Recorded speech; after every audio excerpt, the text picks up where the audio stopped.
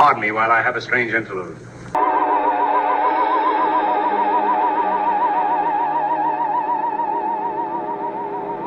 There is nothing else. Life is an obscure hobo bumming a ride on the omnibus of art. In the misty corridors of time, and in those corridors I see figures, strange figures.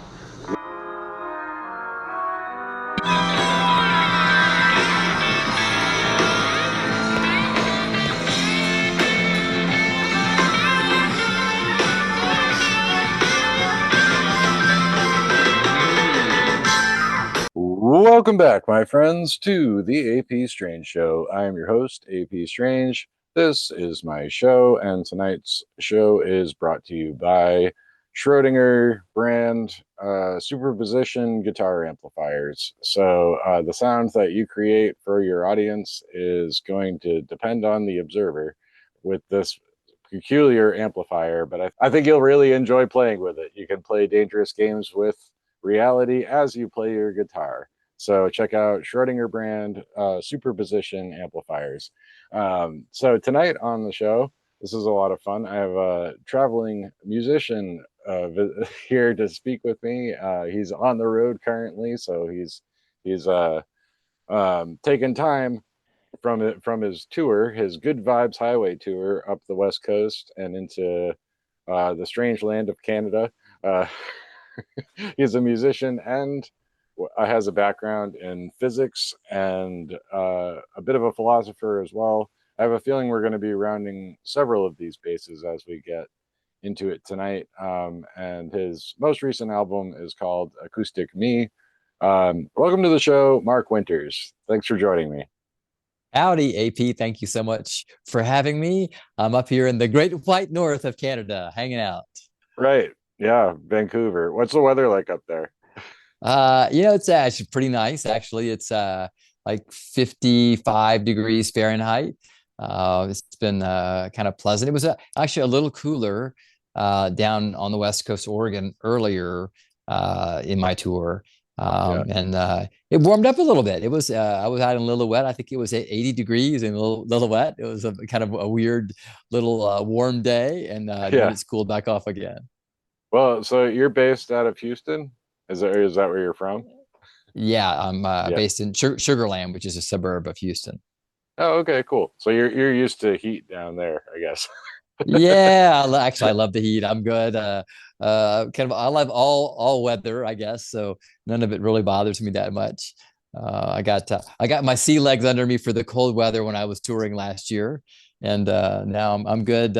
If it's 100 degrees, I'm good. I'm good if it's 20 degrees. So yeah. Yeah, I'm the same way. It's the in-betweens that really bother me. Or if it keeps going back and forth, I have a hard time adjusting. But yeah. I'm over in New England, so that's just par for the course here. Yeah.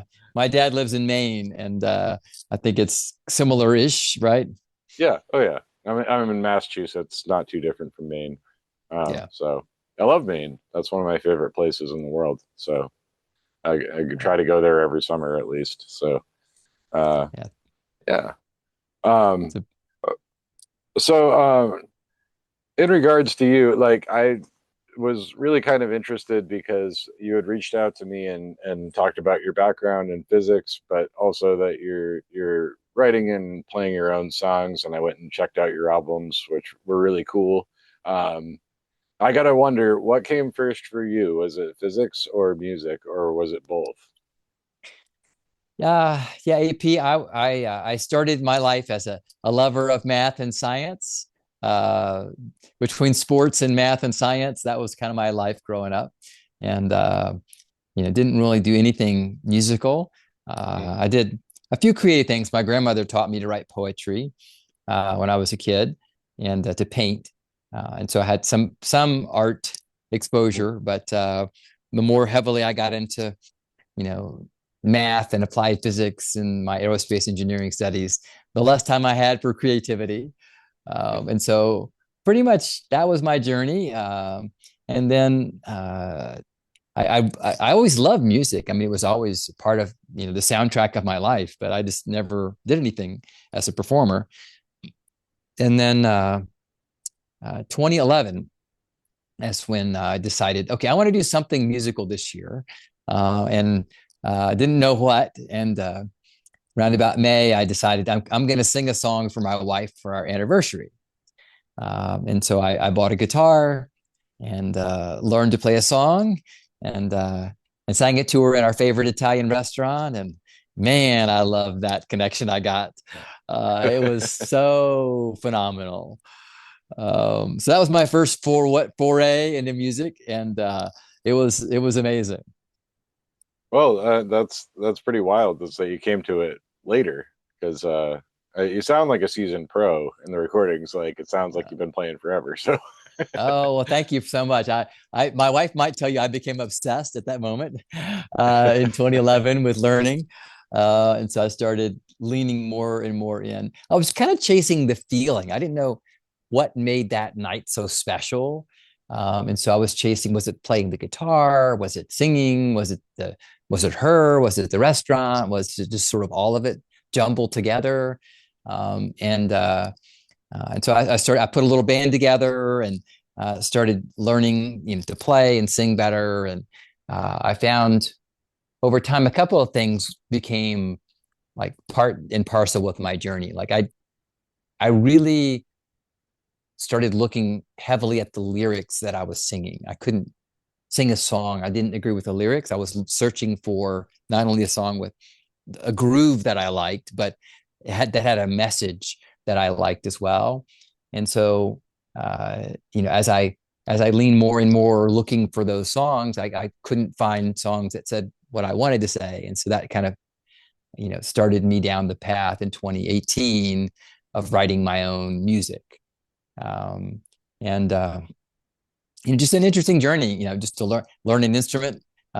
You don't think about this, I guess, as an adult, but you have to go back to being like a kid. You have to, right. you have to do the recital, learn the thing, learn chopsticks on the piano, whatever. You have to learn all the basic stuff. You can't just hop right in and play your favorite song that you heard on Spotify or something. You have to, go through and pay your dues and put your time in. And as an adult, that means you have to get a bit, I think you have to get a bit fearless, about being bad. Just Yeah. because as a kid, you don't care, right? But as an adult, you care. So you have to go back to that kid mindset and let yourself learn. And it was great. It was actually a good experience for me just to sort of shake all that adult, you know, stigmas out and just, be myself and learn, right? Well, I can imagine. I mean, you were working within the aerospace industry at the Yeah, time. yeah, yeah. I have a science, life sciences and science background, and aerospace engineering. A lot different than music, let me tell you. Although Right. there are some mathematical similarities, a lot different for sure. Right, right. Well, let's talk about that, the math of music. What are the mathematical similarities there? Yeah,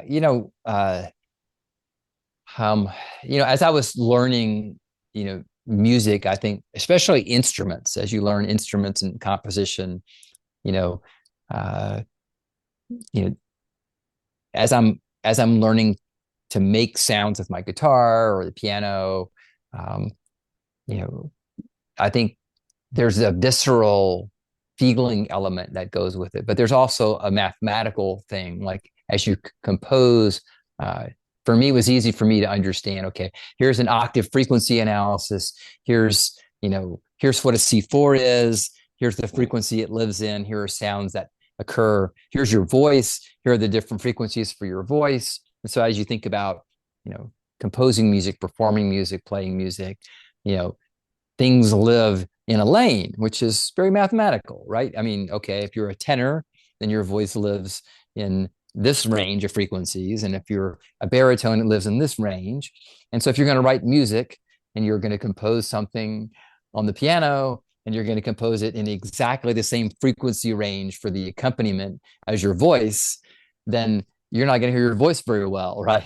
Unless Yeah. you pan it one way and the other. And so you kind of, it makes sense, as a mathematician to understand that, music has a scientific element. And then as you listen to like a room, I can hear, I have a little spectrum reader when I'm playing a room. I start, playing music, and I listen to the room with my ears, but I also listen with my frequency analysis, so I could see, what elements I need to EQ in the guitar or the piano or my voice, to better play to the natural beauty of the room.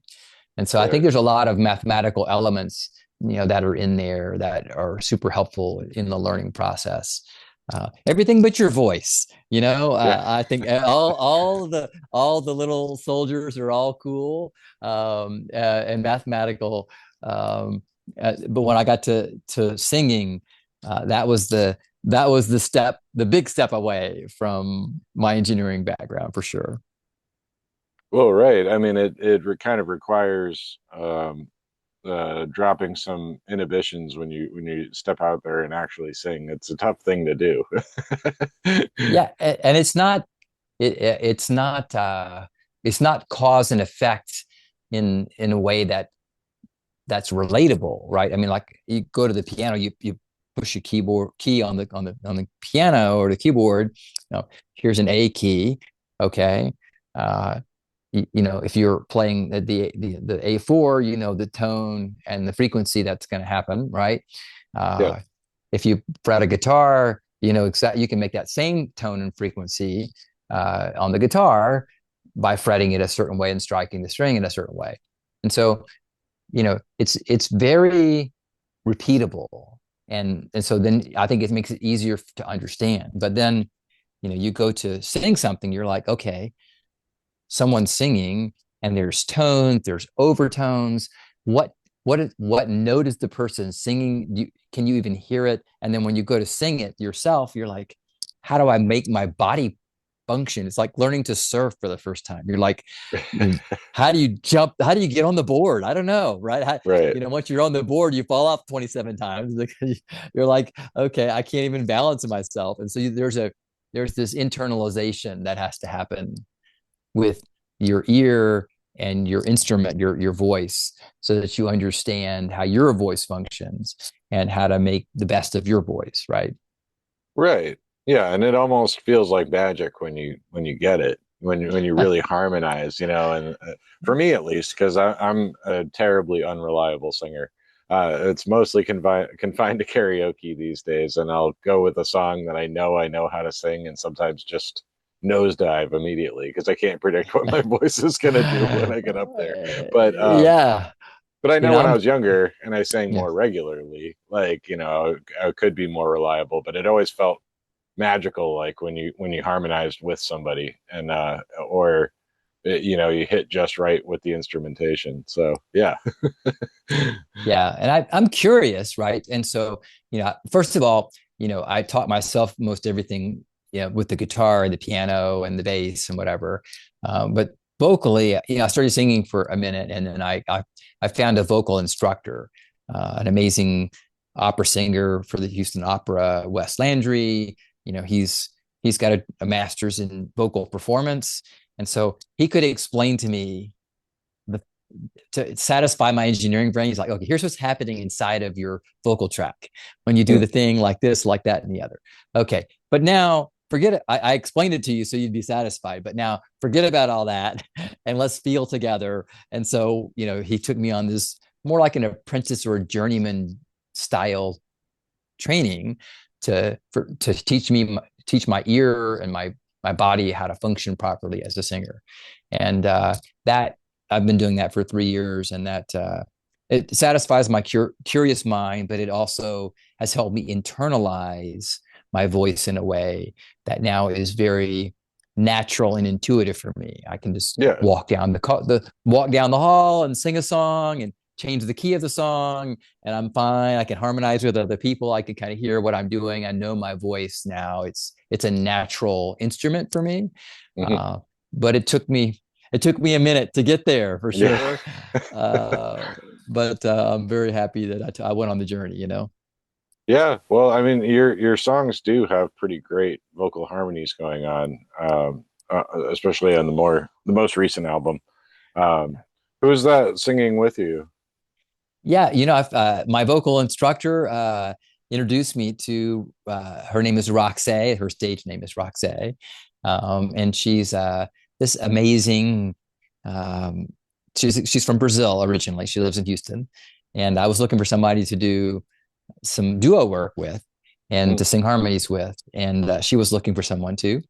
And so you know, we love hanging out with each other. We love singing, and she's phenomenal. She's an opera singer as well, and she's the most accurate singer I've ever met, which is great because if I'm off a little bit, she gives me the side eye, you know, like, "Hey, right. Mark, that's not your note." But it's been super amazing to sing with her.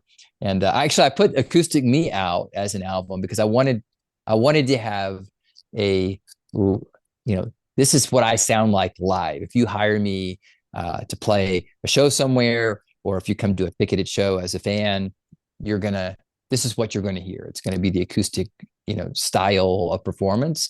And Rochelle and my friend Michael and I are a trio. We play out a lot, and that's kind of the sound, um, you know, for the group. So, but yeah, she's amazing. You know, she and I got a chance to do some songwriting, which I love collaborative songwriting, and Mm, helped her write her first song that she put out, and some other songs as well. So yeah, she's a good friend and an amazing vocalist. I think if you hear her live, it's like Adele and Lady Gaga had a baby, and that's her voice. It's just is phenomenal. yeah, well, and it complements your voice very well, you know. It's like there are some harmonies that are just really unique, you know, and it definitely they're complementary voices that don't sound like anything else, really. I can't necessarily compare it directly to something else, but it's a singular kind of sound, which is really cool. Cool to Yeah, hear. thank you, thank you. Yeah, Yeah, we worked hard to sort of balance our voices out, you know, as we've been singing together. yeah. Uh, do you have any favorites for vocal harmony or music in general? The influences that kind of got you where you are as a songwriter? You know, I'm influenced. I learned to play guitar by playing John Mayer songs. So, Yeah, you know, I love John Mayer's, you know, his approach to guitar. I love some of his early writings as well. You know, "Waiting on the World to Change" is one of my favorite to cover. yeah, Um, and then you know, I'd say Jason Mraz has a really cool, uh, almost a little, you know, he's a bit nerdy like me. He's nerdy in a different way, not right. from a science point of view, but he's got his own quirky, nerdy, you know, lovey-dovey vibe. And I love that about him. And he's an incredible groove singer. If you listen to his music, he is so in the pocket when he's singing. He's a great singer anyway, but just so much in the pocket. And so I love his vocal styling. And so I think some of him has rubbed off on some of my songs. And then you know, Tom Petty, you know, he wrote some really amazing tunes that have a good simple approach but are very, you know, powerful. Mm. Free Falling is one of my favorite songs. Um, and Well, the then thing about Petty yeah. is there's a lot going on. They're deceptively simple. Like you can learn Mm-hmm. the songs because they have a simple chord pattern and stuff like that. But there's actually a lot going on with him and Heartbreakers in the background that really make it come together. You know? Yeah. Yeah, yeah, Yeah, and then maybe more recently, you know, Benson Boone. I like, you know, Benson Boone's "Beautiful Things" is one of my favorite songs of his. Um, and you know, I'd say, uh, you know, harmony wise, I don't know. It's a good question. There's not a whole lot of, you know, there's a group um, out of Asheville called uh, ooh, what are those guys? Ashes and Arrows. okay, And so three guys, and they have some pretty amazing harmonies going on in their music, and so. But there's not a lot of harmony bands out there. There's no Crosby, Stills, Nash and Young, or Right. Simon and Garfunkel. There's none of that going on right now that I'm aware of. I don't know. Maybe you got a band for me to listen to. Yeah, well, I mean, I find myself gravitating back towards '60s groups myself. Yeah. That's kind of my wheelhouse for music. I grew up listening to it, and I always go back to it because it's safe and nostalgic and fun. So, but yeah, Simon and Garfunkel, I love that because it's fun to try to sing both parts. Or like some of the really good Beatles uh, harmonies, Lennon and McCartney, the way they worked with each other, and the Everly Brothers too, kind of influenced the Beatles, but Yeah.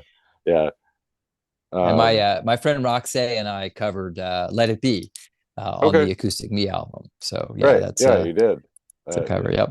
yeah, oh yeah. Um, was that difficult getting the rights to be able to cover it? Did you have to like pay royalty to record When a you're version doing of it? like a streaming song or a physical media song, there's something called a mechanical streaming license. It's pretty easy to get. Oh, If okay. you're going to do something to a video or something that's live, then it's a little more difficult. But something on a vinyl or a streaming service is pretty easy to do. Yeah. Yeah. Yeah, because it's a strange world for a traveling musician these days. Because once upon a time, you'd be like selling tapes or CDs or whatever, and a lot of people aren't buying physical media. Actually, well, I think it's making a comeback slowly but surely. People want something to hold, but yeah, it can be kind of difficult. Uh, uh, I haven't really played music in like 10 years, and even at that time, like selling a CD at a show was a tough sell because people were like, I don't really listen. I stream everything Yeah. now. I got my Yeah. iPod. Yeah. I think Yeah, this is my study. I'm very curious and I study a lot. yeah, And so thank goodness for my science background. yeah. But when I started my music project, I wanted to find out because I really like the original side of things, right? I'm Mhm. not a traditional working musician to go play covers around town, although I do some of that. My primary passion and goal is my original music. And to me, I studied a lot of people. How do they get their start, and how do they build a sustainable and successful original music act? And live music is a big part of it, right? Yeah. Being able to be out and have tickets, have a ticketed show, have enough people in an area at a nice venue, and then selling merch is very important. But you're right, um, people don't buy CDs and records for the same purpose that they Mhm. may have bought them 10 or 15 years ago.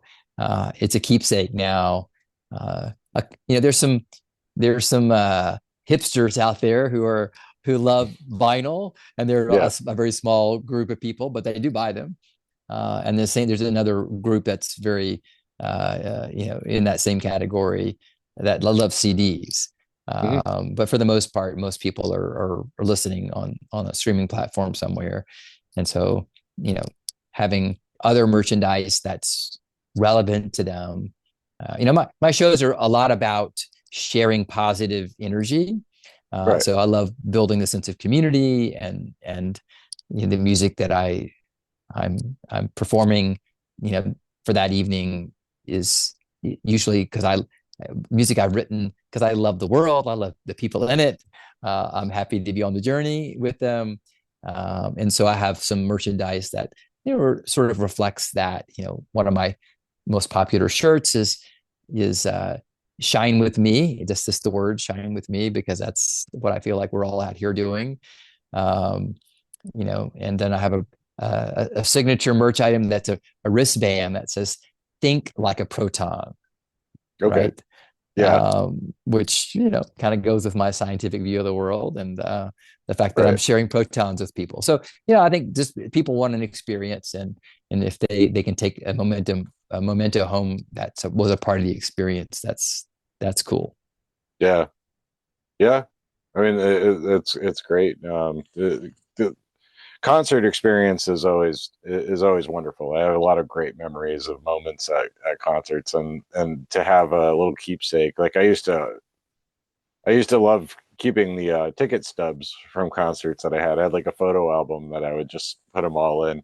And Well, that's cool.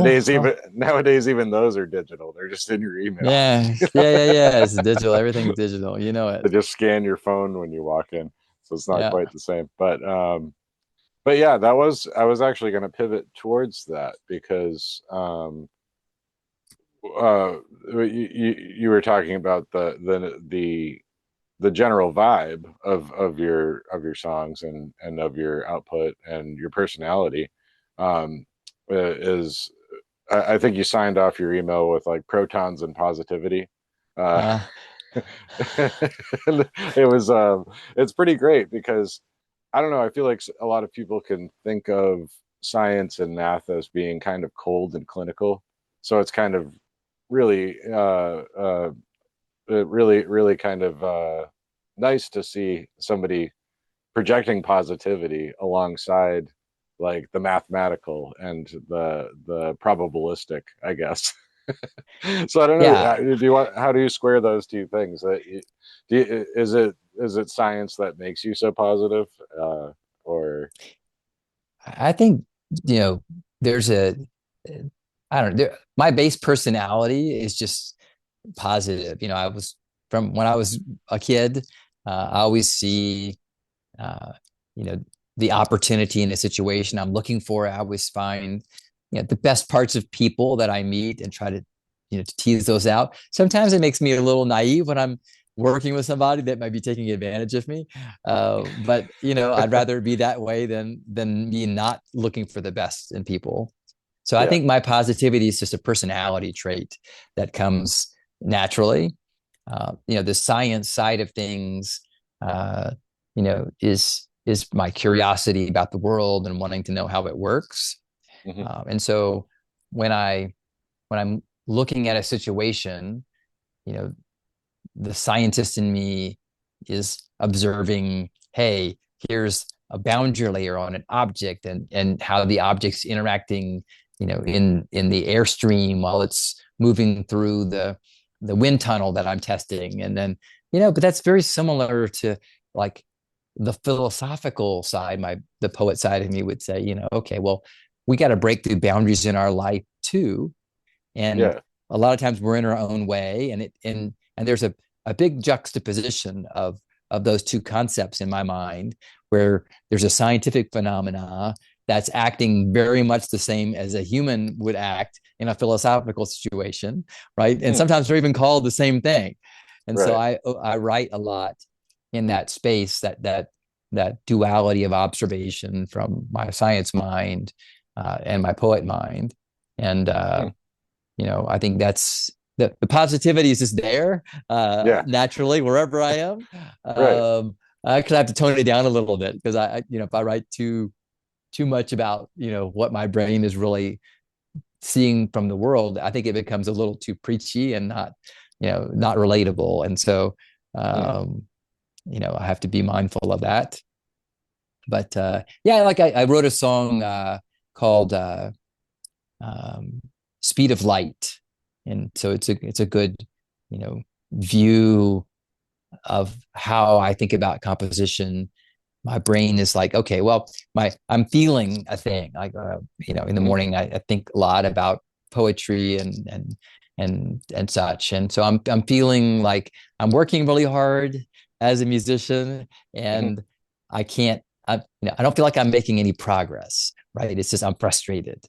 And then I think, okay, well, Einstein, when he developed his theory of relativity, he was riding a bike. And when he was riding a bike, he would ride past a person, and he would see that person, and his perspective of that person as he was riding by them looked very different than if he was the person watching someone ride a bike past him, Right. right? Who's moving at what relative velocity became a matter of perspective. Hmm. And so I was thinking, okay, well, let me step back philosophically from where I am. You know what? I am making progress. I'm just in a hurry, right?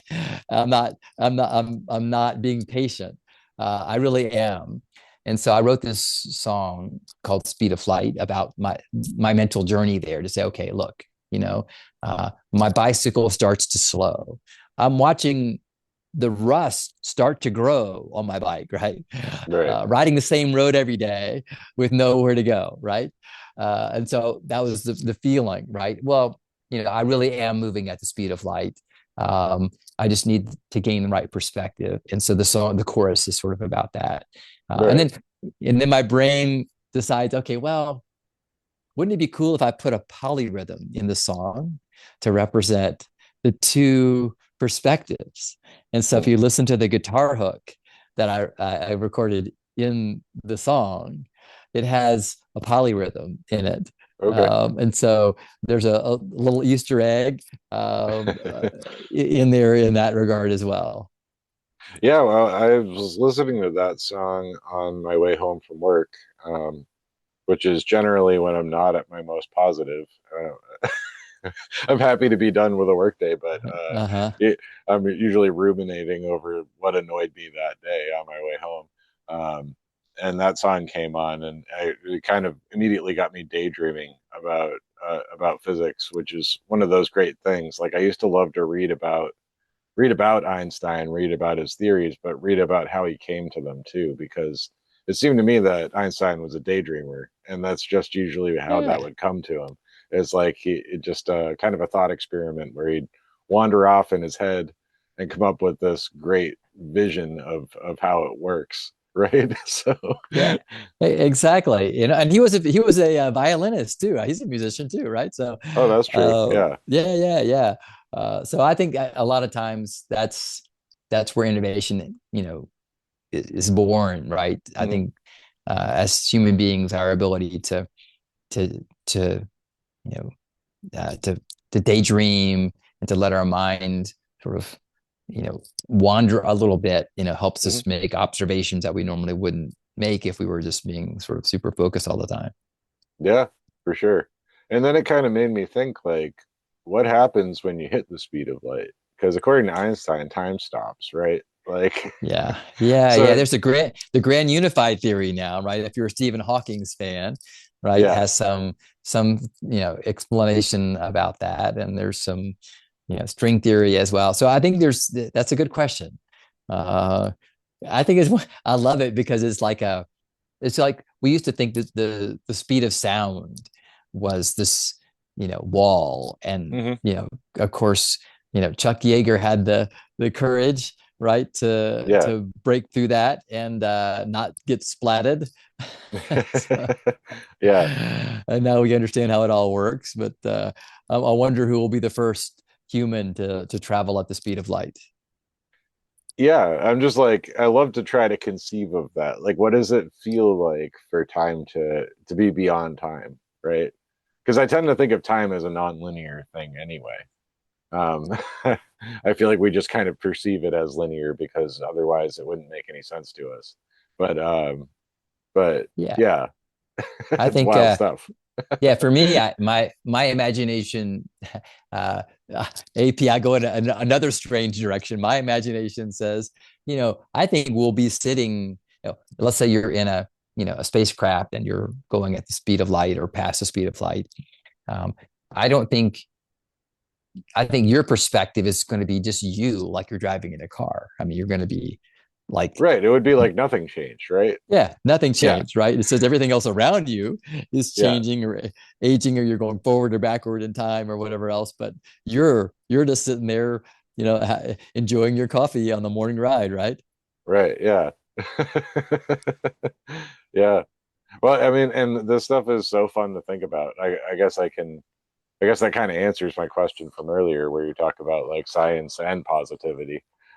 Because I've always kind of been that way too, where it's you're curious about things, you kind of entertaining different ideas, and it is fun to learn about. And I feel like people in general these days could probably do with a little bit more daydreaming.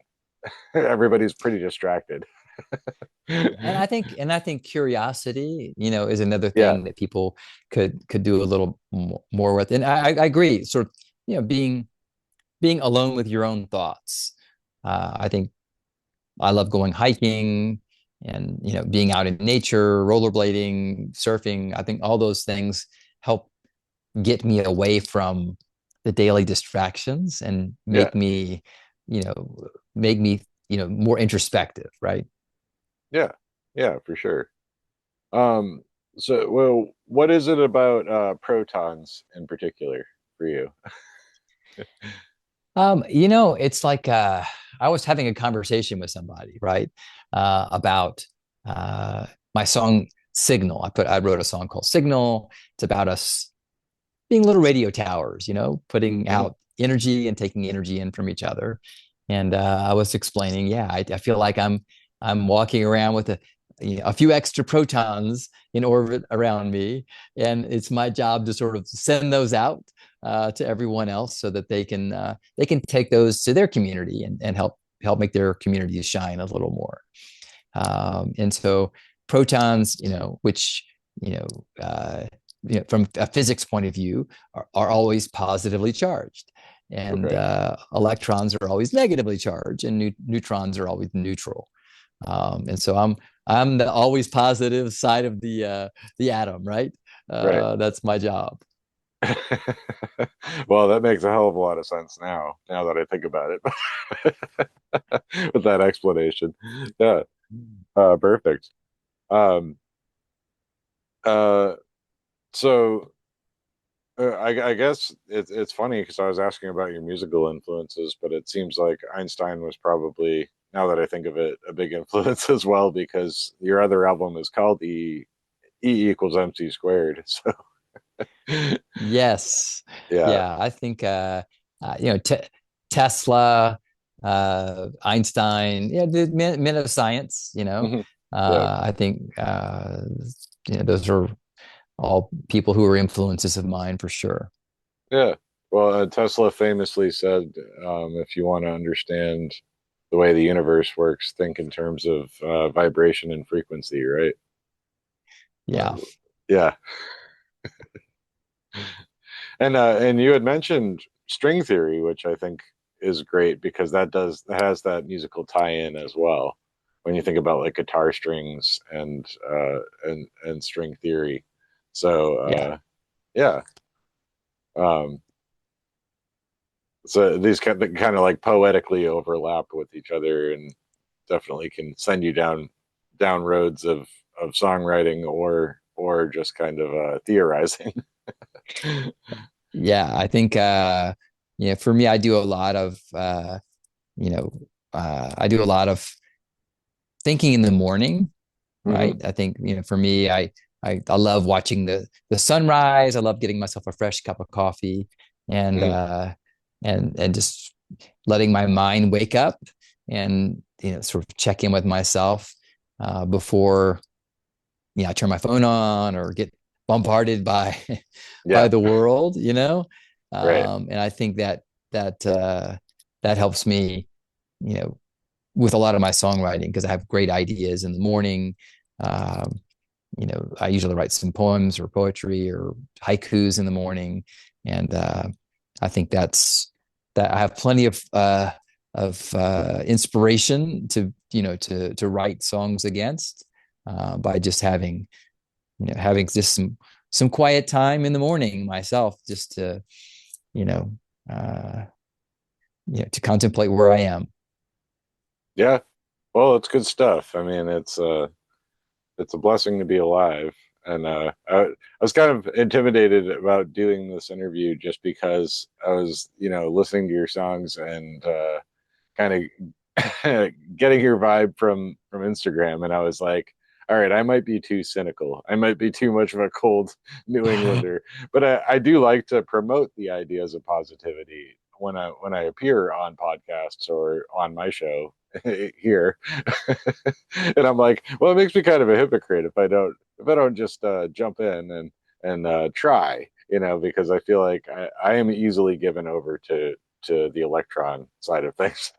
Well, In real life. Yeah. uh, uh, a friend of mine told me, like, okay, well, if you're positive and someone else is positive, then the net result of the two of you is going to be, positive squared, right? If you're positive and someone's neutral, well, then you're going to be, they're going to move a little bit in your positive direction, right? And if you're positive and someone's negative, the worst case scenario will be a neutral outcome. So I Right. guess if you get overly cynical, we can't get worse than neutral, AP. Right.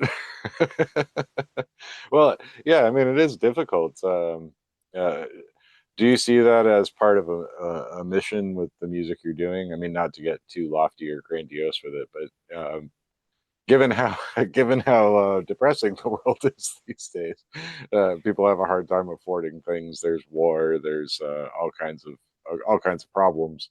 Um, do you see it as kind of a calling to be out on the road and trying to make people happy?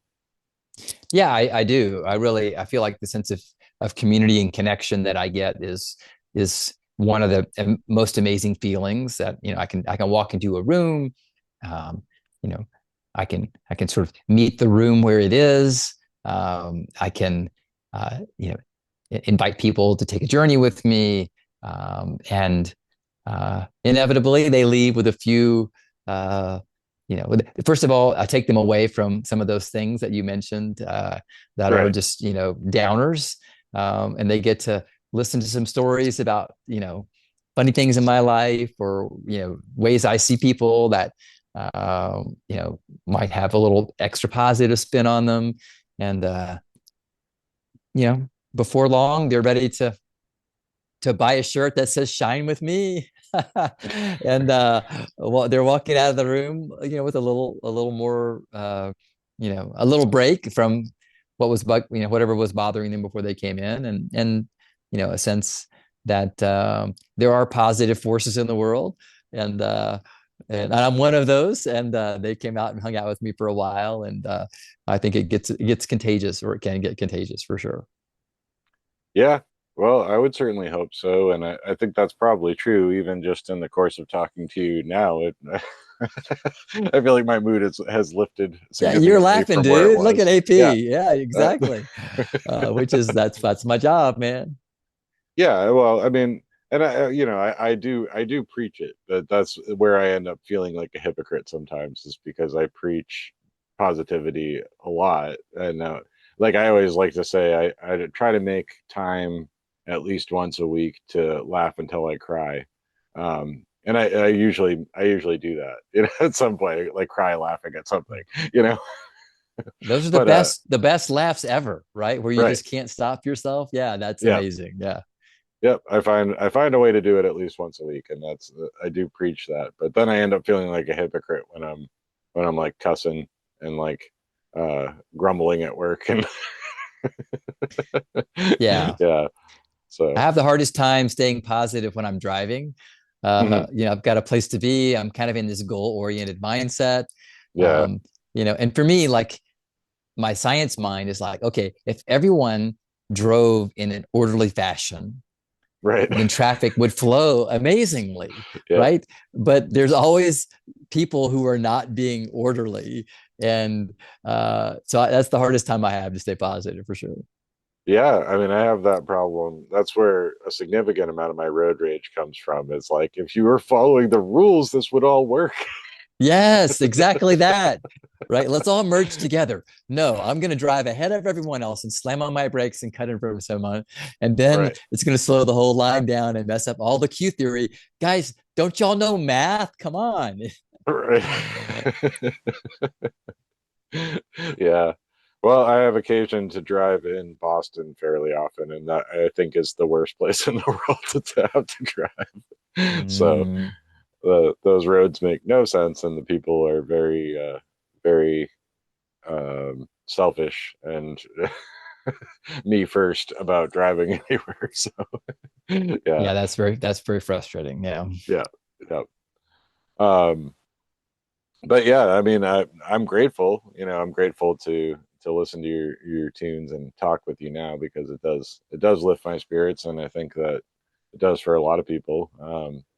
And I do hope that I do that with the show as well. Like I like to think that sometimes I worry that I'm not doing enough out in the world, that I'm like, well, at the very least I got a show that some people are entertained by, and as long as I can give them something to enjoy for a while, that's a little shelter from the darkness out there, you know.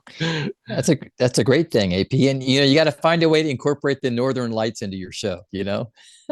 Yeah. Well, maybe I got to do a show about the aurora borealis, but this is an audio only program. It's kind of Yeah. hard to convey that sonically, but I'm Yeah. sure maybe you could find a way. I'm going to write a song. My wife and I spent some time in Alaska, in Fairbanks, and Oh, okay. we saw the Northern Lights in person for a whole week. Every night they were out, like beautiful, like in your background right now.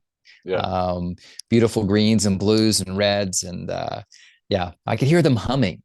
Just phenomenal. I'm going to write a song about it. I haven't come up with the concept yet to really give it justice, but I'm thinking about it. Wait, you can hear the northern lights? I did not know that. Yes. Wow. Yeah, there's like a magnetic hum. It's pretty cool. Oh, okay. Yeah. See, I wasn't sure if you were had synesthesia or something. I don't. But my wife has the most incredible hearing. I mean, Okay. it's phenomenal, and she heard them first, and she's like, "Can you hear that?" And then I quieted myself, and I was like, "Oh, I could hear it." Right? Yeah, it's pretty cool. Wow. I'd love to experience that because Alaska sounds great anyway. I think I Yeah, saw a documentary about Alaska when I was like a little kid, and I'm like, I'm gonna go there someday. yeah, it's pretty cool. Yeah, we did a tent camping excursion for a week, and it was really awesome. Oh, that's cool. Yeah. Yeah, Yeah. Well, I did want to double back a little bit lyrically. It could because you talked about learning poetry from your grandmother when you were a kid. yeah, Yeah. So, I mean, it seems like um, it seems like the journey is kind of a full circle thing where it's like the creativity and the just from what you told me about your background, it's like you started with the poetry and the drawing with your grandmother, and then kind of went into a world of science, and then and work life, and then learning music. But then it comes back around to writing your own words and writing your own songs. So it comes right back around to that poetry thing from childhood. So it's kind of a cool like closed circle there almost, right? yeah. I think that's a great way to think about it. Yeah. I think about uh, myself like having this artistic expression when I was a kid, sort of just between me and her, though. It was like a quiet part of my personality. Hmm. And then, it didn't really manifest itself until uh, you know, music. I still write poetry, and I have written poetry my whole life, but it doesn't give me the same, even like I'll write a poem for a friend and read it. It doesn't Hmm. give me the same sense of connection as when I'm performing music. And so Hmm. music's the first time ever that I get to use in my mind, both sides of my brain at the same time, right, to Yeah. do a thing. And it's phenomenal. But I can see that. It's like a circular moment with my grandma for sure. Yeah. Well, and because like when I used to write poetry and perform music, and I always thought of poems as being very different from song lyrics for some Hmm. reason. Like they didn't translate to each other. Yeah, I learned that quickly as a writer. I'm like, okay, I got this poetry thing down. I'm gonna be able to write lyrics great. And then I started singing some of the poetry that uh, I started singing some of the poetry that I had written. And uh, words are not universally singable. Right. Melodies do not like certain words and certain syllable. I guess there's a certain meter to poetry, and there's a different meter to singing. And so that was one of the journeys, the learning journeys I had to go on as a vocalist. Is okay, what's a Mhm. singable phrase, in this song, and how do I translate my lyrics into more singable and relatable elements, right? Yeah, because I think you have more room as a poet to get like really florid in your language, and the Hmm. tempo is different. Like there's a whole different kind of musicality to it because you can have pauses and you can be more dramatic and dynamic shifts that would be awkward and kind of disrupt a song. Yeah, Often 100%. less is more with song lyrics, I think, you know. So Yes, that too. Less is more. I'm still learning that lesson. yeah, yeah, because I don't know. I think the most popular songs of all time. You boil it down to you mentioned the cover that you did, "Let It Be." You know, just keep saying "Let It Be" over and over. Yeah. That's the kind of thing that resonates with people. Yep. Yeah. Um, well, yeah. Well, it's great. I do encourage people to go check out your tunes. I mean, it's pretty much wherever you can stream music online, I suppose, right? Yeah. Yeah. All the streaming services for sure. Yeah. Because you know that it's got a real pop sensibility to it, a little bit of science nerdiness, and some poetics and a positive philosophy. So, uh, Yeah. Yeah. Uh, you can even, if you kind of go to my website, you could even join the positive vibe tribe, my email list, and catch a few extra protons in your day. yeah. Cool. Well, do you have any advice for listeners that maybe struggle to be positive in today's day and age? Um, yeah, I think, for me, probably just starts with, making sure that you're spending some time with friends and family, and you're spending some time with yourself away from digital distractions, right? Yeah. I think just sort of knowing where your mind is right now is super helpful. Um, and then I think it can be something purposeful that you do, like, okay, uh, I'm going to be aware that the energy around me affects my mood, and Mhm. my energy affects other people's mood. And so, I'm gonna do something today, some small thing today that you know places me, you know, around positive energy. I'm Mhm. gonna, you know, I have a friend who is super positive, and I'm gonna have lunch with them, or I'm gonna call them, right? Yeah. Or some purposeful choice that you make. I think some things like that are good ways in my mind to to put yourself in a slightly more positive frame of mind. Mhm. I think uh, um, you know you could even say, I'm going to do something myself today that's just Mhm. going to be helpful to someone else.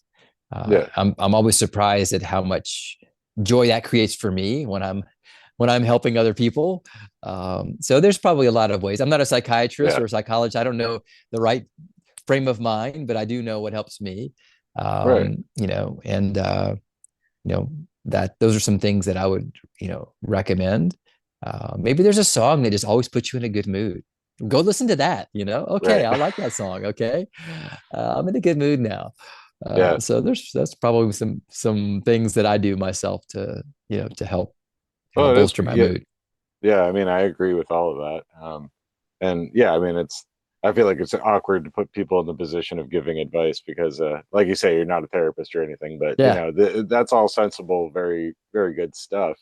Um, and I tend to believe in like the ripple effect where little small acts of kindness and positivity will ripple out, you know, and you don't necessarily see the fruit of that. You don't see the logical conclusion of it, but you know it's happening. You know, you make somebody's day a little nicer, they're going to be nicer to the next person, right? So, yeah. I think that's I completely agree with that. Little yeah, acts of kindness, go a long way. yeah, yeah, for sure. Um, I guess it just occurred to me too that when you talk about vibes and you talk about good vibes and positive vibes and stuff, I've known a lot of people that are physicists or into science that kind of like shudder at that because they're like, what does that even mean? Right? Like, because it's not, doesn't, there's a lot of like new agey implications attached to the idea of vibrations and frequency, and these are very like scientific terms, and it seems like there's a divide there, right?